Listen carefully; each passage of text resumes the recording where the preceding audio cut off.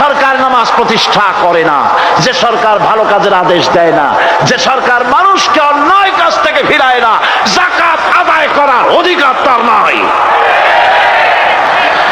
সুতরাং এমন এক সময় আসবে যখন আবার আমাদের জন্য সুখ শান্তি ফিরে আসবে।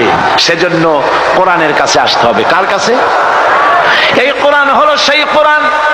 আমার নবী বলেছেন, মান ক্বালা বিহি সাদাকা। এই পল্টন ময়দানে উপস্থিত লক্ষ লক্ষ জনতার উদ্দেশ্যে রাসূলের হাদিস শোনাই, প্রাণ খুলে কান খুলে শুনুন। আমার নবী বলেন, কোরআন দিয়ে যারা কথা বলে ওরাই সত্য কথা বলে। সুবহানাল্লাহ। আপনার নেতা বক্তৃতা করতে আসে, না আছে কোরআন, না আছে হাদিস, সব নিজেদের মন গড়া কথা, ঠিক কিনা? কোরআন দিয়া যারা কথা বলে তারা সত্য কথা বলে।